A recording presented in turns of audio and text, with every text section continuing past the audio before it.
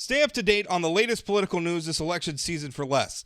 Visit inforum.news/port and get 3 months of unlimited access to our news network for only 99 cents a month. Subscribe now at inforum.news/port. This podcast is brought to you by the North Dakota Petroleum Foundation. From heating our homes and powering our vehicles to cell phones, clothing, and medical equipment, oil and natural gas makes everyday life better. North Dakota Oil and Natural Gas, advancing the possibilities. Learn more at ndpetroleumfoundation.org. Forum Communications Company is proud to be a part of the Trust Project. Learn more at thetrustproject.org.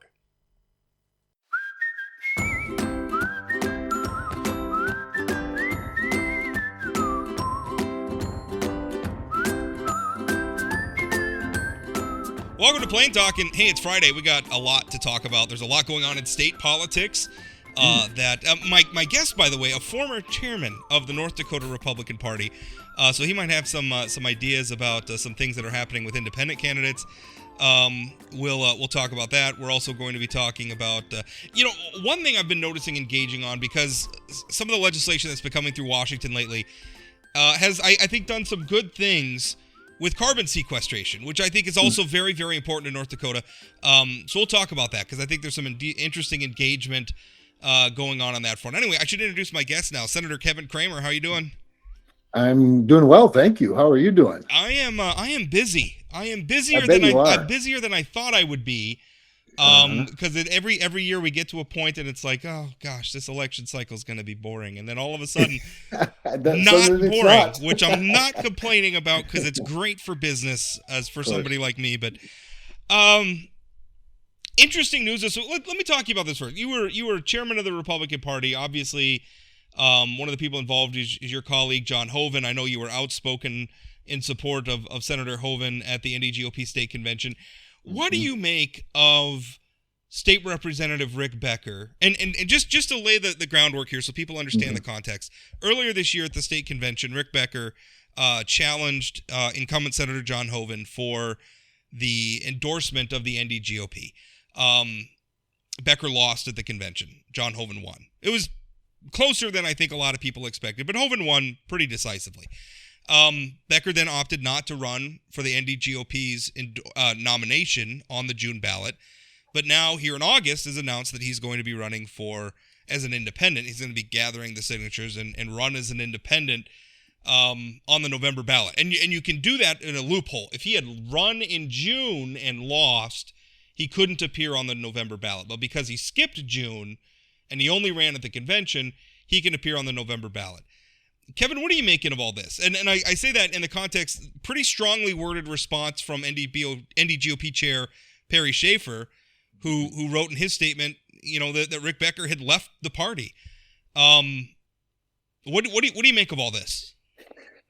Well, maybe just tagging on to what Perry Schafer wrote, or Chairman Schafer, and I haven't talked to Perry since all of this happened, nor have I haven't talked to anybody since. I haven't even talked to John Hoeven about it since it happened.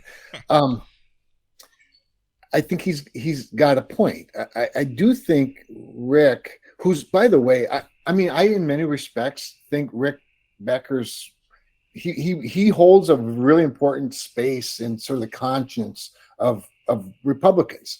And I think he's held, I've not always agreed with him, obviously, on everything, but he's held a lot of people's feet to the fire when it was probably appropriate.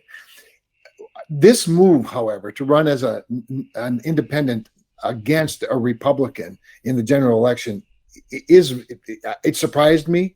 Frankly, I would not have been shocked if he'd have run against John Hoeven in the primary. He's always been very clear that he wants to, to hold the Republican Party accountable as a Republican. This really is a violation of that. I don't think there's any question. If he's a leader of a party, it's a third party. It's not the Republican Party. And I agree with that, because I think we really do need people like Rick Becker in our party. And I think it isolates him. On the one hand, it sort of isolates him in a pretty significant way, I think. And it also leaves a void in our party. And I think that's too bad. Do you think, I mean, obviously, we've been talking so much about, and I mean, this is a national story. It's a North Dakota story. There's a struggle about what it means to be a Republican these days, and I think Rick Becker, I think even he would agree if he was talking with us, would agree that he's been sort of central to that debate, because he talks a lot about people who are rhinos, people who aren't as conservative as he would like. How do you think this ends for the NDGOP? Because we've always had sort of factions within the party, especially as the party has become more dominant in state politics. There's always been factions within it, and so isn't conservative enough or whatever, and I've probably even been part of those factions at various times. What does this mean for the party? I mean, is the NDGOP in trouble? I don't think so, Rob. I think I'll be honest. What I think it could demonstrate is that there's that if there is a third party, it might be the second party, not the third. It literally might relegate the Democratic Party to third out of three. And at the end of the day, people still trust the basic institutions. The institutions in a party system, of course, are the Republican Party and the Democratic Party. That's not to say there's not room perhaps for another party, but it's very, very difficult. I think one of the things that we'll see that'll be interesting to watch is whether or not a movement like Rick Becker has led is a big movement, or whether it's a very small, confined movement of activists within politics, and or whether it translates into the general public. And but I would say this: I do think that the grassroots general public, voting public, is they're mad, and they don't really like status quo much anymore. They don't like old guard, if you will. The problem that I see, though, Rob, is that for some people, and in fact, I did my weekly radio show on a number of stations with Scott Hennon, just wrapped up about half an hour ago, and a caller called in, and it's a caller I'm familiar with. He calls fairly regularly. He said, you need to be more sensitive to those of us that are single issue people. And that's not the way he put it. He called it a single issue sensitivity, because he was upset that I won't proclaim that Donald Trump actually won the last election.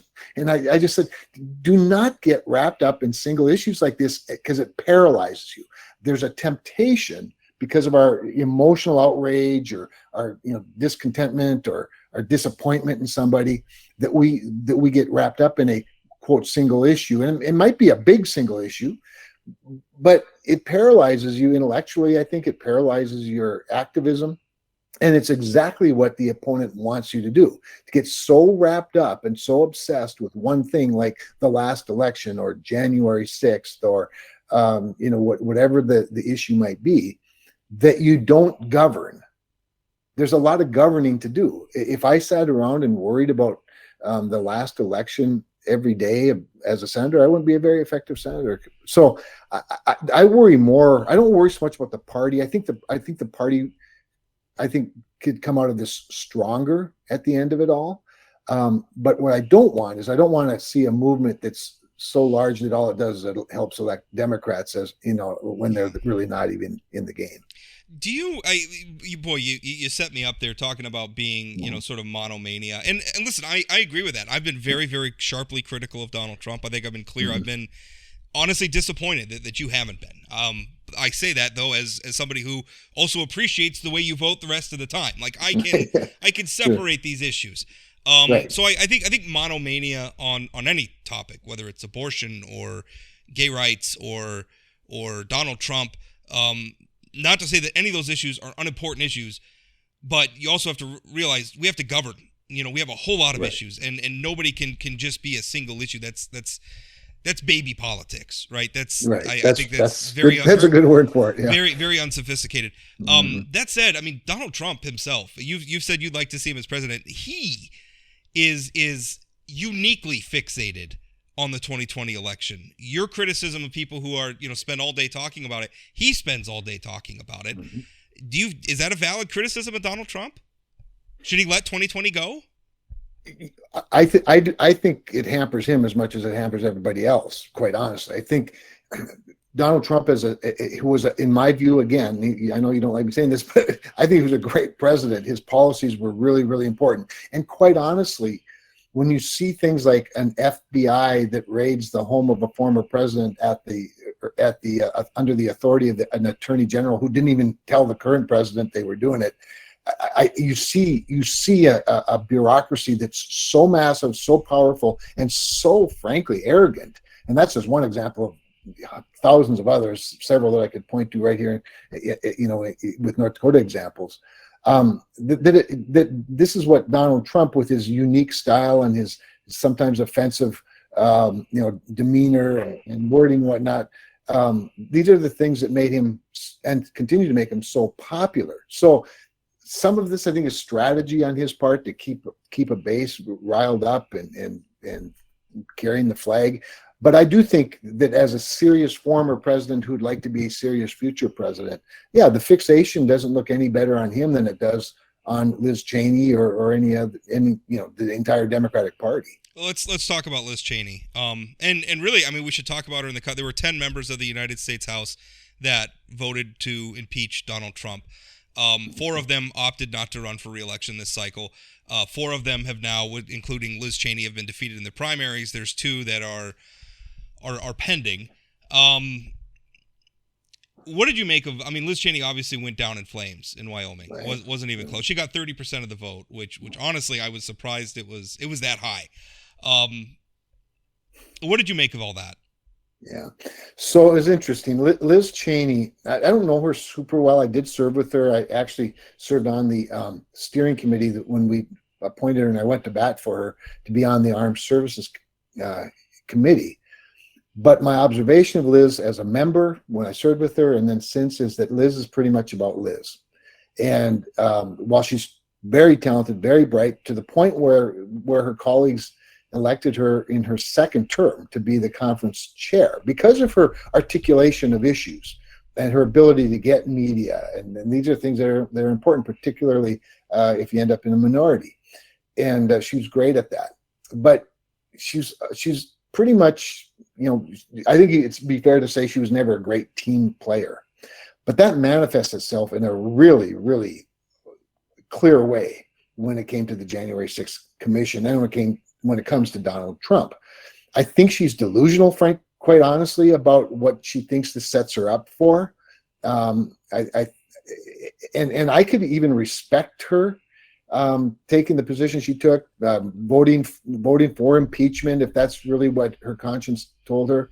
And I could say, well, she may lose her primary over it, but this is somebody I can still work with. This is somebody I could see as a partner in certain legislation and whatnot. But she really, Rob, just went so far out and became so obsessed that it seemed unhealthy, frankly, to me. And then even to see her sort of flame out on election night and have this super prepared sort of I'm just like Abraham Lincoln thing, it's like, wow, this is a miscalculation that I wouldn't have expected from a pro like her. I was talking to somebody else on the podcast earlier this week, and I said I have a lot of respect. Earl Pomeroy always comes to mind, right? And his vote on Obamacare, which good example. I think that's a good illustration. I always had a lot of respect, even though I disagreed with the vote, right? And was obviously very critical of him at the time. I always respected him. He took his vote. Mm-hmm. He came back to North Dakota. He owned it. He faced the voters, and he accepted the consequences. Yeah. I think there's something to be said. I see a similar thing in Liz Cheney, and I don't think a lot of what she's done hasn't happened in a vacuum. She was censured by her state Republican Party. She was censured by the National Republican Party. She lost her leadership caucus. She wasn't just acting upon Trump supporters. They were acting on her as well. And I don't know. I mean, if she really believes the things she says about Donald Trump, and I believe a lot of them too, what else could she do? Well, she could focus on things like a strong national defense, which are sort of foundational to her background. It's why I went to bat for her on the steering committee to get her on the Armed Services Committee as a freshman member of the House of Representatives. There were several members who did not support that decision. Or she could have, she could have focused on other priorities, maybe China as an example, if she wants big national priorities. And that's not to say, again, she can have her opinions, but she became particularly fixated on this one. And some of it's probably a gut reaction to to some of the, the reactions to her. I'm sure she felt very lonely at times. But these are all decisions we make when we pull up our big boy pants and get into an institution like Congress. And I just think from the very beginning, she had an edge to her. She has an edge to her. Some of it, I'm sure, is honest conviction, Rob, but I do think it got really weird. And like I said, I mean, when she went down so badly and then compares it to Abraham Lincoln, having lost elections before he became president, the history of Abraham Lincoln, and of course, the time in the country was very different than that. I just thought it seemed like arrogance more than humility, and more than, frankly, owning or accepting an outcome. Well, I know what comes of a debate between you and I on Donald Trump, although we're always very civil with one another. We're just never going to see eye to eye. So rather than have another one of those, let's talk about this pared down Build Back Better that just passed. And I know you didn't like it. A lot of people didn't like it. I think there's good reasons not to like it. One thing that really interested me, because there's been a lot of discussion about that other stuff, there were some things in there about carbon capture and sequestration, which is very important in North Dakota. And I've been noticing it almost kind of seems like our friends on the left are starting to realize that we might be onto something with this carbon capture thing. Like, we might be able to actually do something. And I think they're honestly afraid of it. I think sometimes these political groups, and I know you've talked about this, I think they exist so long in one mindset that unless the solution to the problem is coming from the path that they've already cleared, they don't want to hear it. Yeah. And so they don't want to hear anything that makes coal cleaner, right? They don't want to hear anything that makes coal sustainable into the future. They've already decided what the future should be. They're not flexible in mind enough. So it's been interesting to me to watch some of the editorials in the New York Times and stuff in response to that. Is that one part of the bill you support? Or I mean, because to me, I'm so excited for carbon capture in North Dakota for our industries and what it could mean to be a new industry. What did you think of that aspect of the bill? Well, first of all, I love it. and the carbon capture specific issue that you're referencing is a part of the tax code. It's 45Q, and what it is, it's a tax credit that exists and has for some time for carbon capture and storage technologies. So if a utility, for example, can capture carbon in its stacks or its stream in its generation process of generating electricity from coal or producing ethanol. Ethanol is an easier technology, and you capture that, and you would get paid now under this bill. You can get $85 per ton of CO2 to apply that into to inject that into the ground for storage. If it's to be utilized for tertiary or secondary oil recovery, then the credit's only $60 because it becomes, the carbon becomes a bit of a commodity at that point with value to it. And those prices were lower in the current bill or prior to this new bill. And it was $50 for carbon capture instead of $85. So there wasn't as much of an incentive to do it at a commercial level. $85 is obviously a much greater incentive as technology's also been advancing. It will definitely attract much more investment. It also simplified the process of getting the credit, particularly if you're a rural electric cooperative, because remember, a tax credit, if you don't pay taxes, it doesn't do you much good. So you have to have some sort of a direct pay mechanism. So it's a more useful credit under this law. And this is where I want to give some credit. I'm going to give credit to a couple of Democrats, Rob, because you raised another nuance to this. First one, of course, being Joe Manchin. You might recall that leading up to his decision to go with a reconciliation package, I was part of a small gang, as they call them in the Senate, a bipartisan gang. I was the only real, what people would consider sort of a hardline conservative as a member of this gang. So there were Democrats led by Joe Manchin, and then some Republicans that included Lisa Murkowski, because she's, of course, the ranking Republican on the Energy and Natural Resources Committee. Mitt Romney was involved in some of it. And during that time, and this was all on working on a climate package. I call it energy package. Democrats call it climate package, to see where we might find some compromise and some common ground. Even Tom Carper, the chairman of the Environment and Public Works Committee that I sit on, was a part of this gang.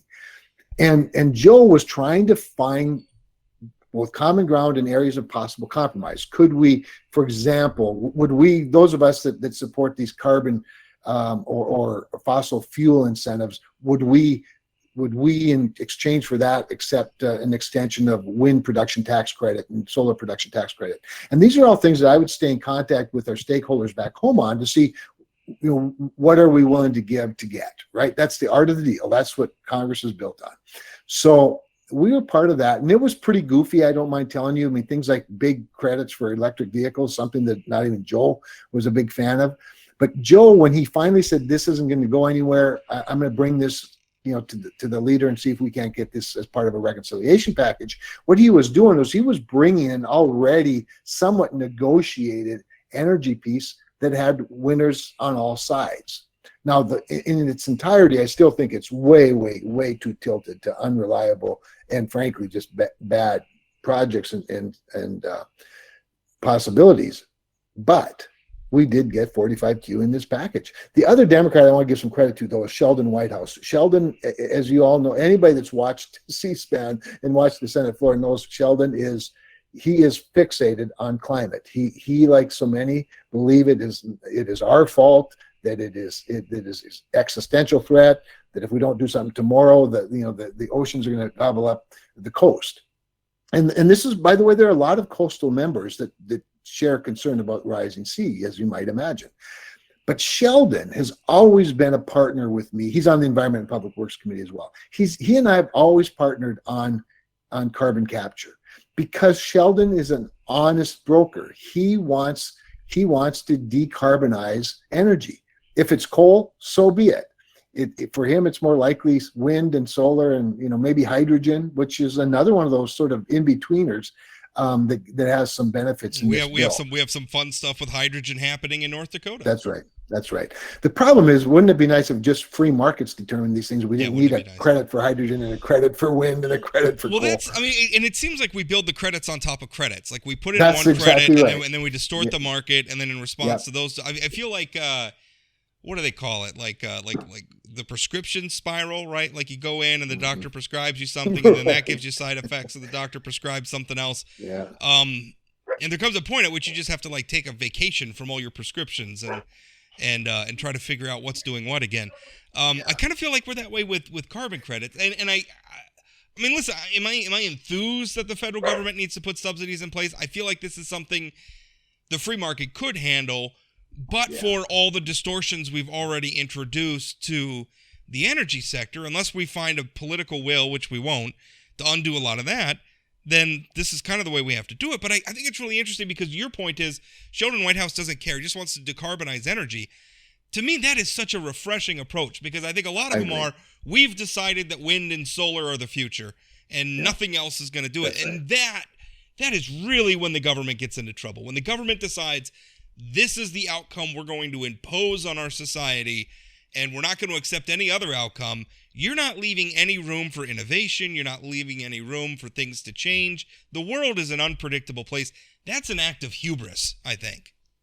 So you see a lot of that in our tax code, and just sticking with energy for a while. Look at the fight over renewable fuel standards and the RVOs, the volumes that the Department of Energy now has carte blanche over determining how many gallons in the country must be ethanol produced. All the while they're trying to do away with liquid fuel engines. We've created such a mismatch with the supply and demand. I'm not sure we can recover from it. And then you throw on top of that, there's these biofuel credits for that manipulate these markets, and what that does, that has a cascading effect of changing. Well, first of all, creating major investments in places like Iowa and Minnesota, North Dakota, South Dakota, that are dependent on whether it's a mandate or whether it's a tax credit or both in some cases. You create these massive investments that then are only sustained by these credits. And so they're forever being enhanced now or extended. And it also changes how farmers farm. It changes what kind of machinery they buy. It changes their planning for how they're going to plan their fields, and so they understandably respond to this market force, which isn't a natural market force. It's not the demand is false, but it is a demand nonetheless that is manipulated. So I don't like it. I never have liked all of this, but we are where we are, and it's not fair to simply out subsidize one form of energy with another form of energy. What is the end game? Because listen, there's a lot of things. There's a lot of things that are happening. Like electric cars, I think is another thing that I think electric cars are cool. I think they have a lot of applications for a lot of people. They don't make a lot of sense for many people here in North Dakota. I don't begrudge anybody in North Dakota owns an electric car. If it works for you, of course, right, works for you, right. Wonderful. Good for you, yeah. But I don't understand the hostility to electric cars, I guess is what I'm trying to say. But I think they have a bright future, but I feel like we're like the government's screwing it up. Like we're coming in and it's like, well, yeah, but the electric cars have to only be like this. I think they could be great, but also if we're putting electric cars on the grid, then our grid's got to be updated, right? And we need baseload power, and we need all these things. Is there ever a point where we're just going to break through it and we're going to get more of a Sheldon Whitehouse attitude where it's, listen, we just got to decarbonize energy. Like the number one thing is we want to put less carbon in the atmosphere. All the different ways that we can do that, let's do them, and let's try to do them organically. Is there any, is that sort of pragmatism ever going to break through? I really worry about it, Rob. And the tragedy of that is that if it's going to break through anywhere, it would be in the United States of America, where we still have a semblance of free markets and capitalism. And we have a lot of great innovations and innovators where markets have actually driven the growth of certain industries, including electric vehicles, in a more organic way. You'll have a much better prepared ethos system, really, if you do it that way, or ecosystem, if you do it that way, as opposed to the market screwing it up, as you said. I worry a lot about that. We could very easily wake up one day and have a grid that collapsed because there was way more demand on it than the grid could provide. We've gotten close, as you know, a number of times. But even getting close has come with sacrifice when you start curtailing natural gas away from manufacturing so that people can heat their homes, in a winter vortex, or you have to shed load for electricity in the summertime to run your air conditioner because you've got to keep the lights on somewhere else. I mean, these are not minor problems, nor are they close to being solved. And if you escalate the production of electric vehicles to the point where there's more vehicles than can be driven, you've really created a problem. So the government doesn't do these things well. I don't know what the end game is going to be. And like I said, the United States of America was already going that direction in a pretty big way. I mean, it's such a significant way that we've reduced CO2 emissions in the last 15 years by over 12%.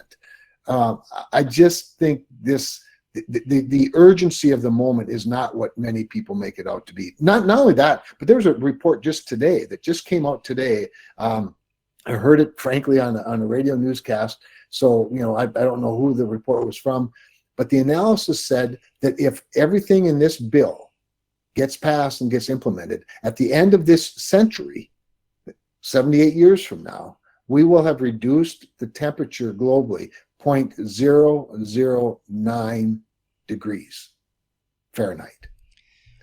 I always thought there was hubris in thinking that we could control the weather with the tax code, but I guess this is where we're at. I've always thought it was very arrogant of us to think that climate change is our fault, and even more arrogant to somehow suggest that we as human beings were going to fix it. So let's bring this home, because I do think carbon. I don't. Humans have an impact on the environment. I think both you and I agree with that. There's no question about that. For sure. I think we need to be cognizant of it, and I think we need to be wary of long-term deleterious impacts. I don't think there's any question about that. Let's bring this home, though. You just toured Blue Flint Ethanol, and they're doing some fun carbon capture stuff there. I just recently interviewed the CEO of Red Trail Energy. They just implemented a carbon sequestration program, so that's really cool. But there's some pushback. I think that there's an effort, which I think is very exciting, to create a sort of carbon capture industry in North Dakota. So not just that we're serving our existing industry like ethanol plants, like coal plants, etc., but Mhm. also that maybe we can bring carbon from other parts of the world and put it here and store it here. That brings us to Summit Carbon Solutions, and there has been a lot of pushback from landowners, not just in North Dakota, but South Dakota, other states along the path. They don't want to see eminent domain. A lot of them don't even want to see the pipeline. Now I know Summit's response to that is, I think they've said they have something like a third of the way they have the right of way agreements they've negotiated with voluntarily with landowners already. Are you watching that project? I know you are. What do you make of it? How does Summit find accord with some of these landowners? So it's hard work, Rob. I've watched pipeline companies blow it really badly with landowners, and they try to mail it in. They hang out at if they get out to western North Dakota where a pipeline's supposedly going to be planned, they'll call it in from the Holiday Inn in Minot and think that they're in the Bakken, and that doesn't work. Farmers, more than perhaps any other culture in America, they want to see eyeball to eyeball. They want to test your sincerity face to face. They're used to doing business that way. Even the big sophisticated ones, they still have a kitchen table, So I think you have to it's long, hard work, and I think you need to do that long, hard work. If it was me, I used to advise, particularly in the Bakken, when they were struggling to get corridors and whatnot for gathering lines, gas lines and things. I used to say, why don't you work with the rural electric cooperative, the local rural electric cooperative? They know everybody, And now that has changed to some degree for sure. And this isn't 10 years ago or 20 years ago. This is a new day. But I just think they have to take the time to do it the right way and prevent or avoid eminent domain at every possible turn. What that means is you're going to have some weird routes. You're going to have some circuitous routes that take you around certain people's land. It's also end up costing you more money. I've participated and I've seen the negotiation that goes on with these pipelines. It's getting harder by the day. At the end of all of that, is there a moment when they're going to have to say, we have to seek eminent domain or condemnation? I don't know, because I'll be honest, I'm not sure this falls in the category of public interest or public good to the point where you can take someone's land. And it's not that you're taking it, but you're taking that right away. Taking the easement or the easement. That's right. So I don't know if it gets to that point. I would hope it does not get to that point, and I'm not even sure it qualifies at that point. That'll be up to judges, as you know, along the way. But again, it takes the time. You have to go to a lot of community meetings. You listen to a lot of upset people. Maybe you can persuade, but you can't persuade if you're not there. Showing up is the first and most important part of all of that. I have mixed feelings myself. I'm not overly concerned about the technology. I'm not overly concerned about a pipeline being disruptive, to the top of the soil, if you will. In fact, pipelines can be pretty beneficial to farmers if they get some money for it. It can be beneficial to counties and school districts where they pay taxes and whatnot, assuming again they're buried deep enough and they have good monitoring and all of those things. I get I'm watching probably more carefully though, Rob, and that is the landowners out here in North Dakota who are living next door to an enthusiastic neighbor about the pore space 3 miles below their surface, and how do you negotiate those big units of land and the pore space underneath it, without offending the neighbor? I used to have these discussions when we would site wind farms, and I don't know what they're doing today in this space. I haven't followed it that closely, but with the first wind farms in North Dakota, the only people that got paid for the easement would be the farmer or the landowner who had a turbine on his land, and not the neighbor that had to look at it every day. That's right, not the neighbor. And I remember one time I went to a meeting. I was asked to come to a meeting. I think it was in Jamestown. A county commission was discussing this, and they wanted some guidance. And remember, there's a lot of other things that get involved besides the permit from the Public Service Commission. There's local zoning. At that time, the threshold was lower or was higher for the PSC to weigh in. So so they really just needed some technical help. And one of the issues was not just the view shed, Rob, but wind wake. And I don't know if this concept of wind wake. So you're stealing my wind. If you're getting this payment, you're getting it for $10,000. If I ever wanted to build a turbine on my property, right, there's less wind. I suppose because they operate kind of like shelter belts, right? Where they sort of do. So that's right. It creates a wake. Okay. And so anyway, so I said to these guys, I said to one landowner that was really enthused about trying to socialize the payments. In other words, if you're FPL, Florida Power and Light, or Next Era Energy now, rather than paying each landowner $10,000 per turbine, what about socializing that expense throughout the entire, township or unit or whatever it might be, so that I get a little too? And I said to this landowner, I said, do you have any low land? And they said, oh yeah, absolutely.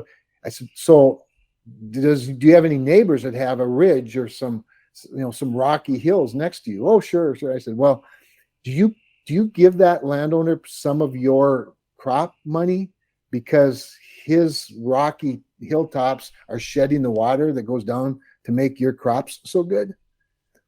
And they just sort of look at me with this blank stare. And I said, when you start talking about socialized benefits, this guy hasn't been able to make a penny off of that hilltop with all those rocks, and suddenly he has an opportunity. Do you really think you're entitled to some of his? Yeah. I'm pretty much laissez-faire. I think it is tough. Like the pore space issue is tough. Like it's tough because you can't control that. You right? can't control it. It's way down underground. Nobody knows where it's all going. I mean, I shouldn't say nobody knows. They know, but you can't control. I mean, you can't put up little dikes or barriers. It's going to be very interesting because again, carbon capture is an emergent industry in our state, but yet emerging, I should say, not emergence. It's not an emergency industry. It's an emerging industry. Yeah. But they, I mean, the pore space issue really has. I got to think a lot of people are watching that. Like that really, I mean, that question of property rights it's such a sort of abstract concept. That's going to be tough for them. The legislature obviously already took a whack at trying to straighten it out, and the Supreme Court just said, Supreme Court just said, try again. So I don't know what's going to happen with that. Are you worried about that as you're watching this industry? I'm concerned about it because it seems like it's so abstract. It seems hard to resolve, short of just so much money that the last holdout becomes a billionaire. And obviously that's got limitations. So I do think I just don't see a solution to it yet, but perhaps there is one other than money. Maybe there's a technical or technological solution that we haven't seen yet, but I do not know how you can confine, in a geological formation 3 miles under the ground, how you can confine the product that you're injecting down there to just staying under certain farmers' lands, So I don't know what the solution becomes. I don't know. You're not in the state legislature, so I guess maybe it's not your problem to figure out. Not yet. Yeah. I have a feeling we'll find a solution, and I think we can find a way in accord. But we may have to spread that money around a little bit more. I don't know. Yeah. We'll find out.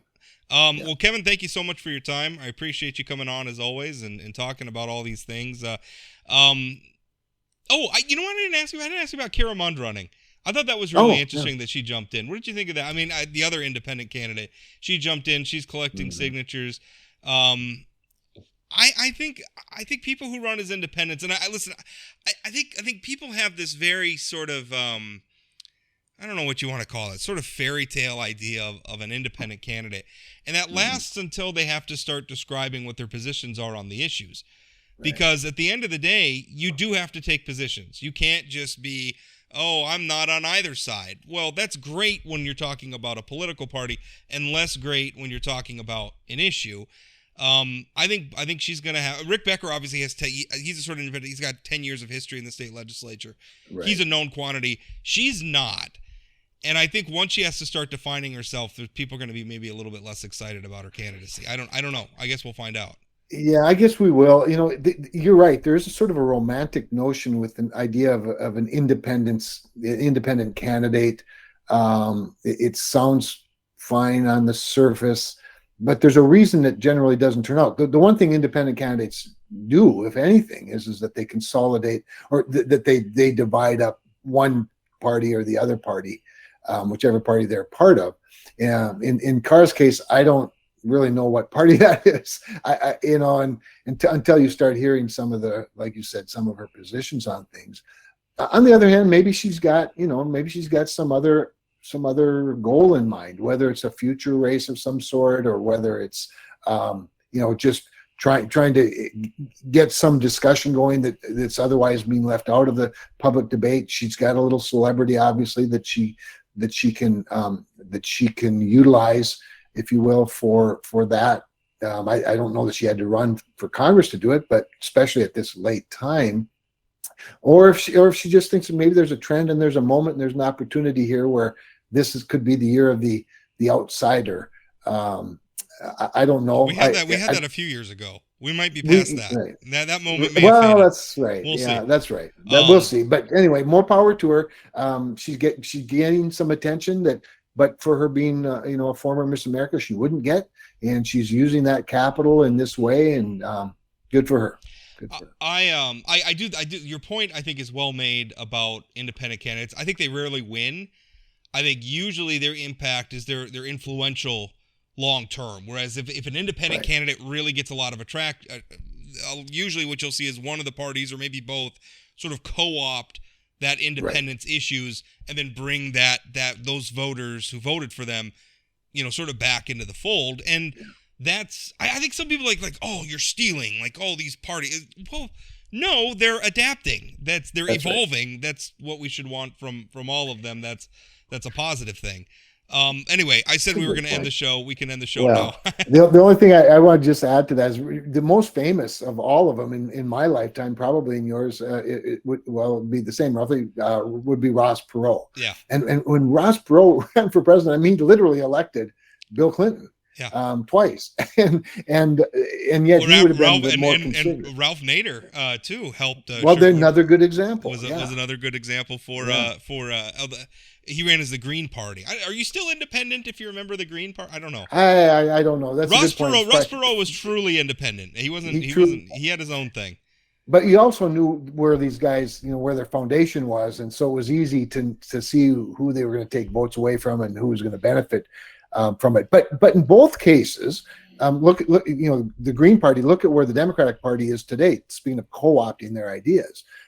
Bernie Sanders, who's a Democratic socialist, he's really extreme version, and the Democratic base has largely co-opted him and his ideas, even though he doesn't seem to be electable on the national stage.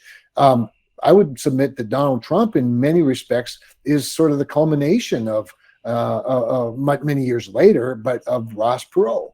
And that more populist, America first, almost protectionist, isolationist, philosophy. Just he captivated it at a different time. So you do see these things come around eventually, just not in the same version. Yeah. Well, I will tell you, Ross Perot was probably the first. I used to deliver the Minot Daily News when I was like 4th, 5th grade, and he was running for, or not 4th. Well. No, it would have been. I guess he would have ran. When did he run? He ran like 1992 or 1990. I don't know. I don't remember. Would have been about then. Yeah. Yeah, I was delivering papers, and I remember because I would always come in and I would read the funny papers right after I got done delivering, and I have a big glass of orange juice at the kitchen table. And I remember one time I opened it and I came across an editorial cartoon, and it was depicting him as a parrot. I suppose because of a mispronunciation of his last name or whatever. And I remember being so fascinated about it. I read the opinion page that day. And I've been reading it ever since. So Ross Perot got me into politics because of his editorial cartoon. Kevin, thank you so much for your time. Appreciate it. Thanks, Rob. Always my pleasure. Bye-bye.